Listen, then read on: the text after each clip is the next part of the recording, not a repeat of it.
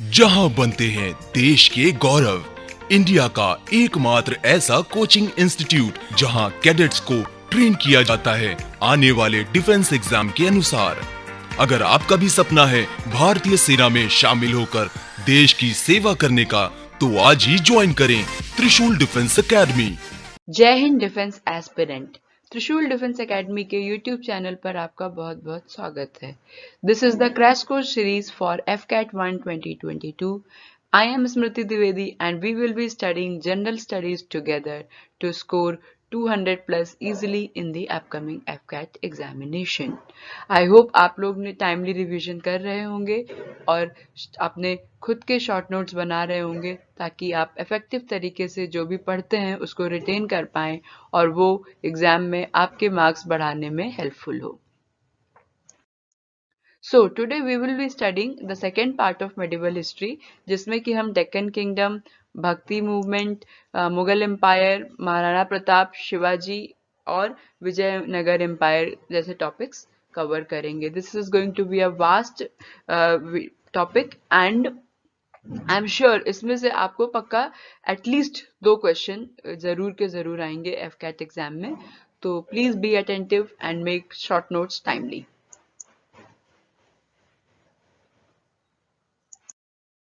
So, but before we move forward, we'll discuss yesterday's question. So, yesterday I asked that what are the 2 things that came out of Golconda. So, Golconda is famous for its diamond mines, and in the Kulur region, there were 2 diamonds, famous diamonds that were extracted from it. One was the famous Kohinoor diamond, which originally belonged to Kakatiyas, but it was looted by Nadir Shah and taken to Afghanistan, and after that it traveled all its way back.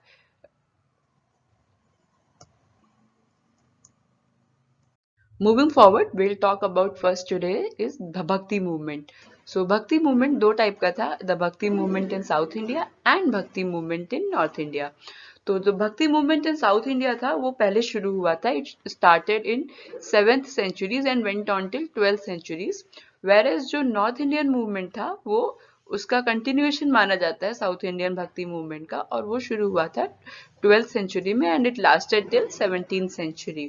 So it was भक्ति movement जो south India का था, it was based on religious equality and basically उस वक्त जो caste system था उसको लेके बहुत सारे जो डिप्रेस्ड क्लासेस थे उनमें बहुत ज्यादा एक टाइप का अपोजिशन वो लोग करते थे कास्ट सिस्टम का, and that is why this bhakti movement started. It was based on religious equality and they opposed the caste system and they conveyed the message of love and personal devotion to God to various parts of South India in the local languages. Bhakti movement से local languages को बहुत ज्यादा बढ़ावा मिला था. We will learn about it in the upcoming slides. So bhakti movement जो south India का था उसमें 2 टाइप के थे. जो एक शैवाइट्स थे जिनको नयनार्स बोलते थे, they were the worshippers of lord Shiva, where जो वैष्णवाइट्स थे ये इनको अलवरास बोलते थे and they were the worshippers of lord Vishnu, and they both preached personal devotion to one god to attain salvation. Actually उसके पहले जैनिज्म एंड बुद्धिज्म में द कॉन्सेप्ट ऑफ गॉड जो नहीं था उसको भी ये लोग अपोज करते थे, and they said no, there is one God जिसको हम विल जिसकी तरफ हम डिवोटेड रहेंगे और in order to attain salvation. फिर जो नॉर्थ इंडियन मूवमेंट था, it spread in the northern parts of the country and it was a continuation to the south Indian movement. And here the idea of bhakti, it was different in terms of teachings. We'll learn about it. Saguna and Nirgun Bhakti 2 type का sect हो गए थे basically. And the northern medieval bhakti movement influence spread because of the influence of Islam. क्यों? क्योंकि जो Islam की beliefs थी जैसे कि monotheism, that is belief in one God, belief in one God. उसके बाद equality and brotherhood, then rejections of rituals and class divisions, ये सब ने भक्ति को बहुत ज्यादा इंस्पायर्ड किया. क्योंकि जो आर्यन हिंदू रिलीजन था स्पेशली, उसमें बहुत सारे क्लास डिविजन्स थे और उस कास्ट डिविजन्स थे, और मतलब एक कॉन्सेप्ट ऑफ वन गॉड नहीं था. इसलिए जो भक्ति मूवमेंट इधर स्प्रेड हुआ था वो इस्लाम से भी इन्फ्लुएंस था, क्योंकि वहां पे monotheism, that is one God, equality and brotherhood and rejections of ritual and class divisions था. And this movement was also instrumental in bringing certain reforms to the society and as well as culminating the various social evils that were present at that time. So, as we said that there were two kinds of bhakti. One was Saguna Bhakti, जिसमें idol worship, that is भगवान को एक सगुण form में, एक personified form में मानते थे. तो उसमें जो सेंट्स थे वो तुलसीदास बहुत ही फेमस थे, इन्होंने रामचरितमानस भी लिखी है. एंड चैतन्य, सूरदास, तुलसीदास राम भगवान के भक्त थे. Surdas and Meera, they were the Krishna devotees.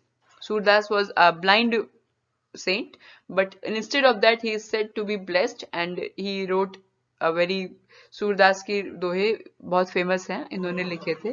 And जो निर्गुणा भक्ति था, it advocated against personification of God. They believe in the Nirgun form of God, that it is a soul और like that. So इसके जो saints थे, they were Nanak and Kabir. Nanak was the Guru Nanak, he was also the founder of the Sikhism, and Kabir also worked for the Hindu Muslim unity, and as well as his dohe is also very famous. So but the जो common चीजें थी दोनों forms की, उसमें they laid emphasis on devotion towards a divine power. ये दोनों ही एक ऊंची power को acknowledge करते थे और उनके towards devotion की बात करते थे.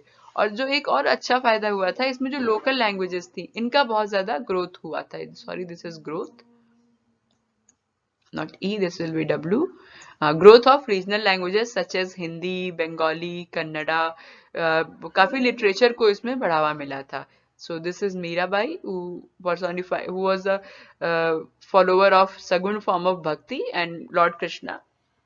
And whereas Guru Nanak, he is the founder of Sikhism religion in India, and he advocated Nirgun form of Bhakti. So next up we have the prominent leaders of the Bhakti movement. So first one was Shankaracharya. He was from the South Indian Bhakti movement and he was from Kerala. So this is Shankaracharya. He is famous for Advait form of Bhakti, and he has established 4 mutts, that is Dwarka, Badrinath, Jagannath and the Sringeri Mutt. The second one was Janeswari or Jananadeva. He was a Marathi saint and he wrote a commentary on Bhagavad Gita, जिसको Janeswari बोलते हैं. Then Namadev, he was also a famous Maharashtra sant. Then Ramdas and Ramanand. Ramanand was the guru of Kabir Das, and Kabir, as he is also a famous saint of Bhakti movement, he advocated Nirgun Bhakti and his dohe are quite famous. Then Guru Nanak was the first guru of Sikhs. He established the Sikhism in India and he also advocated Nirgun form of Bhakti. And then the Guru Gobind Singh, he was 10th and last guru of Sikh, and he was the one who he wrote Guru Granth Sahib and said that it will be the gurus of Sikhs from now on. After that, the Vaishnavite movement jo tha, Vaishnavite movement, it usually revolved around worshipping 2 gods, that is Rama and Krishna, and Tulsidas wrote Ramcharitmanas. So the question arises for you guys that Ramcharitmanas kaun si dialect में लिखा गया? We all know Hindi में लिखा है, but कौन सा dialect है? It is a very famous one. And then the Mirabai, who she wrote bhajans which were dedicated to Lord Krishna.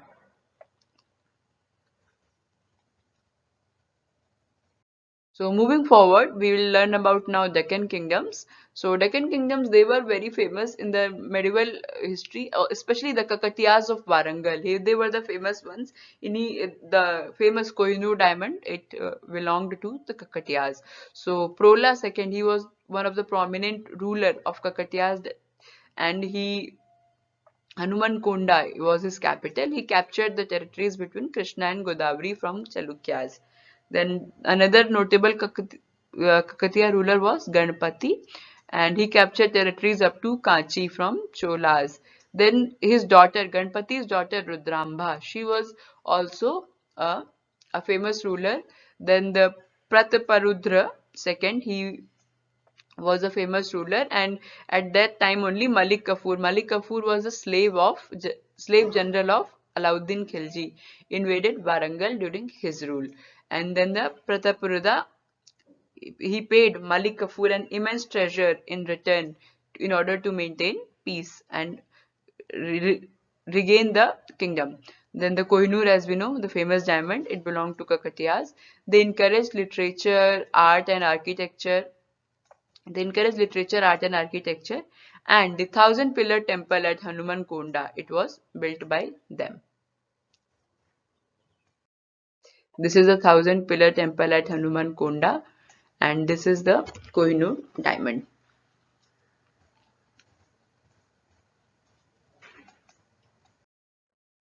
So now we will learn about the Mughal Empire. Now Mughal Empire, it is a very vast empire and it covers a major portion of the Indian history, especially the medieval history.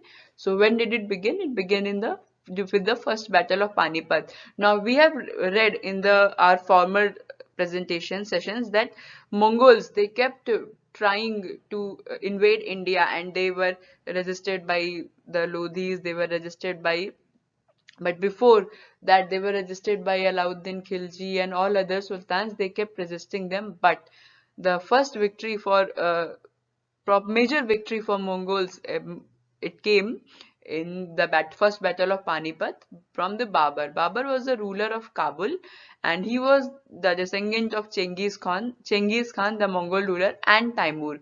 Both Timur also previously tried to invade India after the Tughlaq dynasty, and so the Babur, he defeated Ibrahim Lodi in 1526 in the first battle of Panipat.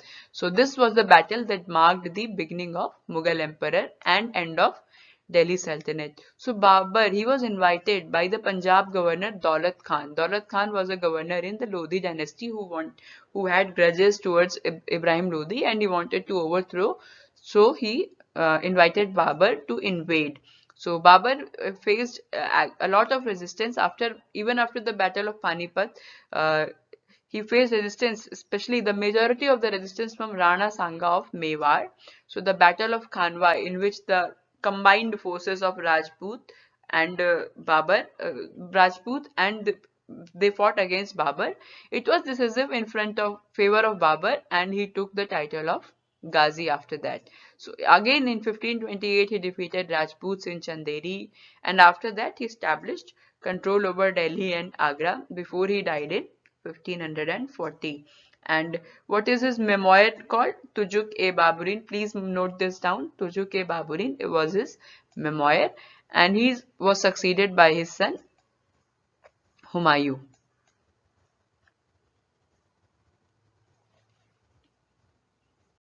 Now, Humayun is the second ruler of the Mughal Empire, and he was the son of Babur. So he inherited kingdom from Babur and divided among his brothers. Because in Mughal Empire, we'll learn in the further slides also that the concept of primogeniture concept means the eldest son would inherit the title.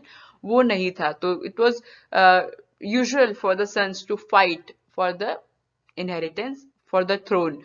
But what he did, Humayun, according to Babur's will, he divided the kingdom.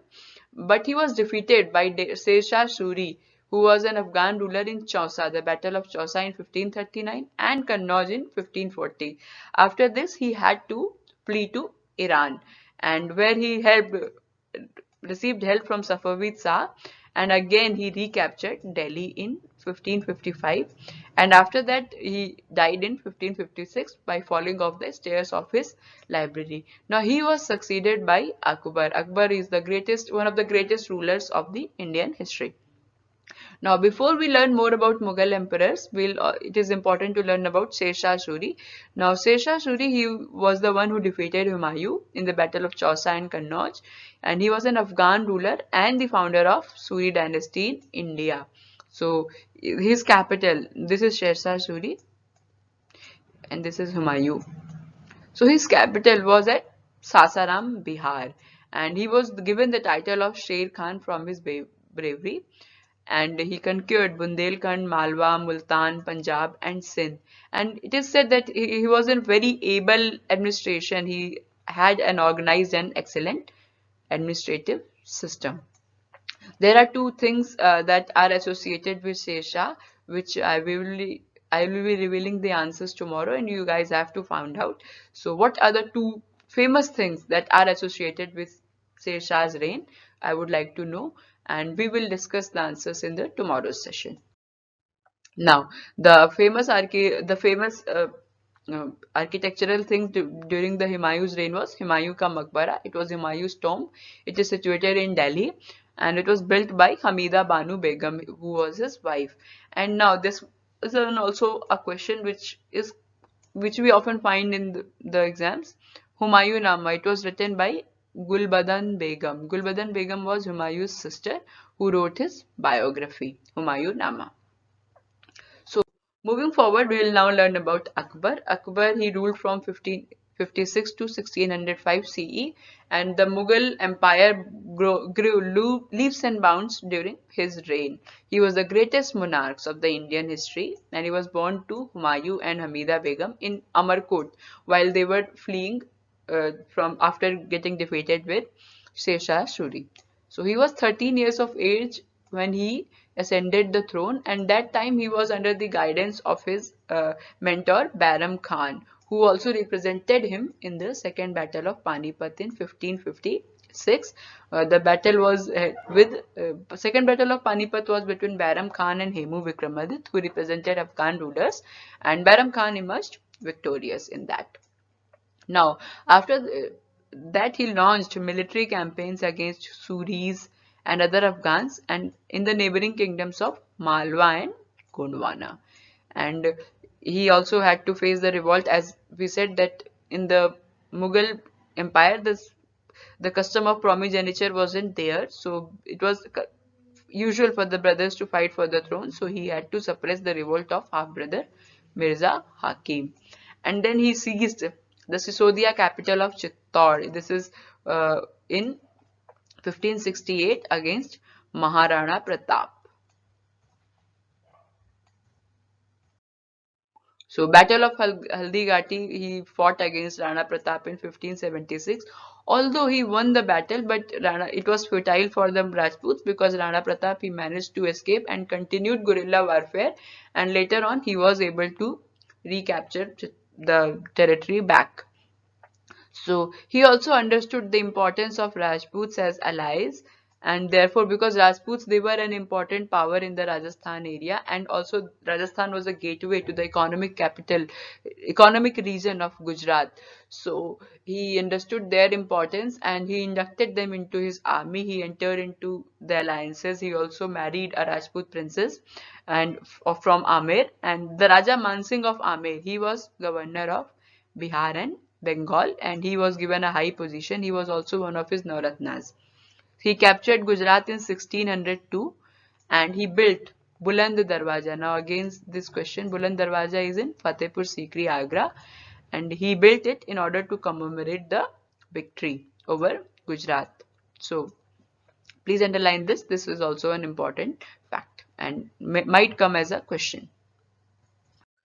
Now, the art and architecture he was very fond of art and architecture, and therefore he got many forts built: Allahabad Fort, Lahore Fort, Panch Mahal, and Sikandra. Sikandra was his tomb, which he started, and it was later completed by his son Jahangir.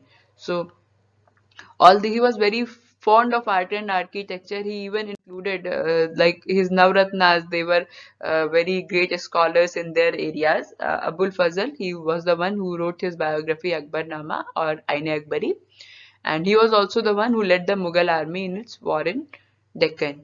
So he's talking about his Navratnas, who were his advisors as well as the great people in his court. Then there was another Persian poet Faizi, who was the brother of Abul Fazl. Then Tansen. Tansen, he was great musician of Gwalior Gharana, and it is said that his rag Megh Mallar even could bring rains, and he was a talented musician, Tansen. And then the Raja Todarmal. Raja Todarmal was head of revenue system. Before Akbar, he had served under Sher Shah Suri as well, and he was the one who introduced weights and measures.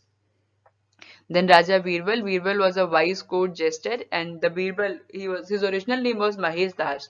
The upadhi of Birbal was given to him by Akbar only because was said that he was very wise and no one could win with him in the battle of words. The Akbar Birbal ke kisse are very famous. It was Raja Birbal. And then Raja Mansingh, he was a trusted Rajput general who was also a Mansabdar and enjoyed 7,000 Mansabs. So before moving forward, we will know what was Mansabdari system.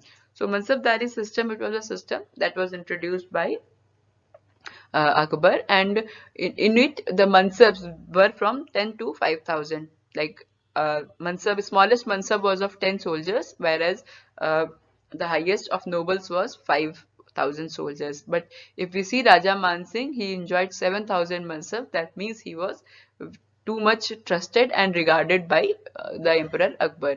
So then there was Fakir Aziuddin. He was advisors of Akbar and a Sufi mystic. Then Abdul Rahim Khane Khana, he was son of Bairam Khan, who translated Babar Nama into Persian. So again, this is an important question. Who translated Babar Nama into Persian? So that will be Abdul Rahim Khane Khana. Now the ninth one was Aziz Koka, who was the Subedar of Gujarat. So ninth one was Aziz Koka, who was the Subedar of Gujarat. And Akbar also started he was very religiously tolerant and he removed the jizya kar, and he also started the Deen-e-Ilahi religion, which promoted religious tolerance and monotheism. Now moving forward, Jalaluddin Muhammad Akbar, he had brought two-thirds of Indian subcontinent into the empire, which included Afghanistan, Kashmir and all of the present-day India and Pakistan. He died from dysentery in 1605 and he was succeeded by his son Salim, also known as Jahangir. So the next, before moving to the next Mughal emperor, we'll talk about Maharana Pratap. Maharana Pratap, he was the 13th Maharana of the Rajput region of Mewar, and he is known for his valor and courage and resistance against Mughal invasion. Now his guerrilla warfare technique, it was so effective that it was adopted later by the great Maratha ruler Shivaji, and after the battle of Haldigati, he had to flee and he continued resistance through guerrilla warfare. Now guerrilla warfare was जिसको हम छापा मार लड़ाई कहते हैं. It is the warfare tactic जहाँ पे surprise attacks होते हैं hidden from on the convoys of the enemy. So the battle of Haldigati, as it is said, it was a futile victory for the Mughals as they were unable to capture him or his immediate family members. Again in 1582, Maharana Pratap, he attacked and took the Mughal post at Dawer, and this led to a lightning campaign, and after that he was able to recapture all the 36 Mughal outposts in Mewar. And since Akbar, he was busy with the rebellion in Deccan, and also he was and so he did not carry out any further expeditions in Mewar, and Maharana Pratap, he took further campaigns of reconquest and he recovered the area of Kumbhalgarh, Udaipur and Gogunda. Then he constructed a new capital, Chawand, near modern Dungarpur. Even in the legends, the Rajput legends or the Indian legends, he is regarded as a very courageous ruler. We all must have heard his poem, the poem about his efficient horse, Chetak. So Maharana Pratap, he was one great ruler he is known for his resistance and valor and courage. So now the next Mughal emperor, the son of Akbar, Salim, who was also known as Jahangir. So he was born as Mirza Nuruddin Beg Muhammad Khan Salim, जिसको popularly Prince Salim बोलते थे, and he adopted the name Jahangir, जिसका मतलब होता है conqueror of the world. He was the eldest son of Akbar and Maryam-uz-Zamani. Maryam-uz-Zamani was the title that was given to the mother of the eldest prince, and Maryam-uz-Zamani, she was also a Rajput princess who's from the Amir. Now, Jahangir's reign, it has political stability and good economy because of the sound administration and policies of his father Akbar. He was very fond of art and architecture, and it was during his reign only that the first British ambassador to the Mughal court, Sir Thomas Roe, visited. And he died in Kashmir in 600 1627, and he was succeeded by Prince Khurram, who is also popularly known as Shah Jahan. So art and architecture, this is Khushro Bagh, which was built by him in memory of his wife Jagat Gosai, who was also a Rajput princess, and it is a memorial. It is a garden and a memorial in Allahabad, modern day Prayagraj. Then the Shalimar Bagh, it was built by him in Kashmir, Srinagar, Kashmir, as well as the beautiful Nishad Bagh in Srinagar, Kashmir. Then Shah Jahan. Shah Jahan, he was the Jahangir's third son, and he had to uh, fight among his brothers for throne, as because there wasn't any concept of primogeniture in the Mughal emperors. So he was crowned on 14th February 1628, and he was an able military commander. So before becoming king, as a prince, he had been the governor of Deccan, Bihar, Bengal, Gujarat, and Delhi. And one of the famous constructions we know about Shah Jahan is the famous Taj Mahal, which is also a part of Seven Wonders of the World. It is a white marble structure, and it is the tomb of his wife Mumtaz Mahal, whom he loved a lot and got it built in her memory. Now, other architectural marvels include the Pearl Mosque at Agra, the Red Fort, and the Jama Masjid at Delhi, and the Shalimar Gardens and some other buildings in present Pakistan.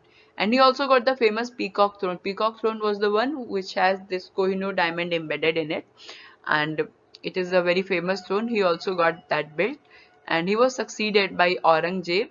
Peacock Throne was also looted by Nadir Shah, and he was succeeded by Aurangzeb, who put him under house arrest after he fell ill, and he died on 22nd January 1666, aged 74 years.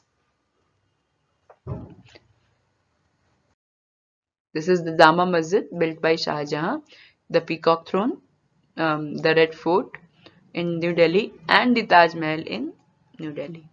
Taj Mahal was built in Agra. Now, the Aurangzeb ruled from 1659 to 1707. He was the last effective Mughal emperor, and after that, the Mughal empire it started to decline. So he was born in 1618 to Shah Jahan and Mumtaz Mahal, and he also ascended the throne after struggle with his three brothers, Suza, Dara Shikoh. He got them executed, and then he imprisoned his father to become the king. He was the sixth and last notable Mughal emperor, and the empire इसके बाद decline करने लग गई थी, and he was crowned in 1659. Now he was extremely intolerant towards non-Muslims, and he was the one जिसने जिजिया कर जो था उसको वापस से reintroduce कर दिया था, and he was sorry, this is executing.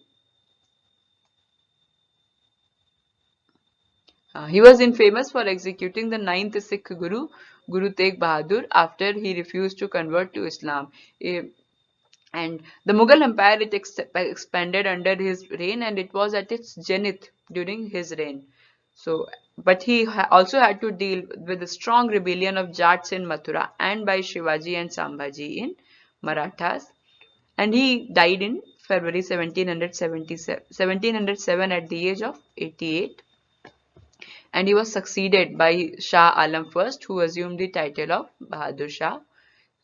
So after that Mughal Empire, although it continued till 1857, but it started declining, and there were no notable rulers after him.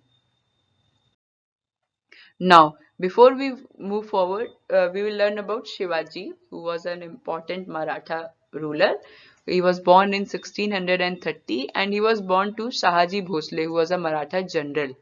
And he held the Jagirs of Pune and Supe under the Bijapur Sultanate. Bijapur Sultanate is that Sultanate which came out of Bahmani Kingdom.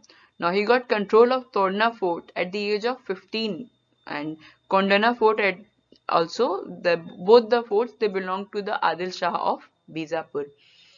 And he achieved great name when he defeated Afzal Khan. There is also a legend that he stabbed him. So he was also a veteran general of Adil Shah. He also raided Mughal territory near Ahmednagar and in Junnar. And he defeated a large force of Shaista Khan, who was the Aurangzeb's maternal uncle, and the Bijapur army in Pune. He was a very famous and very efficient and courageous Maratha ruler. He also raided the Surat port, which was a wealthy Mughal trading port, in 1664. In June 65, again, the Treaty of Purandar, again, this is an important question. It was signed between Shivaji and Raja Jai Singh, who was representing Aurangzeb. And it was said that he was arrested by Aurangzeb in 1666 when he went to Agra to meet him, but his clever escape along with his son, it is still a legend. And he also followed the guerrilla warfare techniques, and through his military tactics he acquired a large part of the land in Deccan and Western India, and he was crowned as the king of Marathas on June 6, 1674 at Raigad, and he took the title of Chhatrapati, Shakakarta, Kshatriya Kulvantas, and Handava Dharmodharak. So the Maratha kingdom, it was about 4.1% of the Indian subcontinent, and it grew larger over time and became the dominant Indian power in early 18th century. He died due to illness in 1680, and he was succeeded by his son Sambhaji, who was also a great Maratha ruler. Now, this is an important question. It was also asked in the first Afcat 1 2021 that who was the stronger naval power in the medieval India. So Marathas, they had a strong army and navy across the Konkan coast, and his admiral, please underline this, Kanoji Angre. Kanoji Angre, he is called the father of Indian Navy. Who is called as father of Indian Navy? So Kanoji Angre. The Marathas, they had and maintained a very efficient and strong naval power. So moving forward, we'll talk about Vijayanagar Empire. It was also a very famous empire, and it is known for its construction, its administration, and the wealth and prosperity it brought. So Vijayanagar Empire, it was founded by Harihar and Bukka. So underline this. This is also an important question. They are the founders of Vijayanagar city in 1336 AD. It was situated on the banks of Tungabhadra river, where the and the Hampi, it is in the modern day Karnataka. It was their capital city, and so there were four dynasties which ruled Vijayanagar Empire. The first one was Sangam, Saluva, Tuluva, and Aravudu. Now there were the prominent kings. First one was Harihar. Harihar first, he became the ruler of Sangam dynasty. He belonged to Sangam dynasty, and he was succeeded by Bukka in 1356 AD.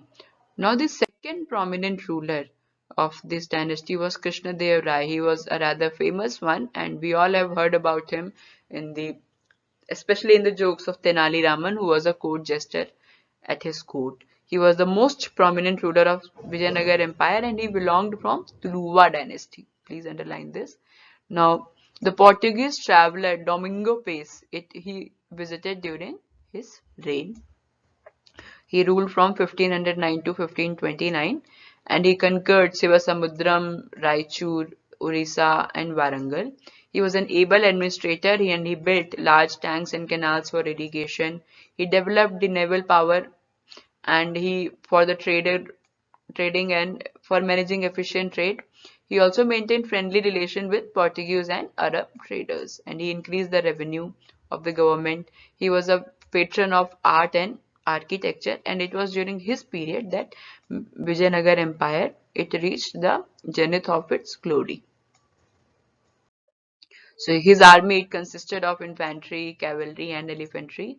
And in the Vijayanagar Empire, the women, they were given a high position and took active part in political, social, and literary life of the empire.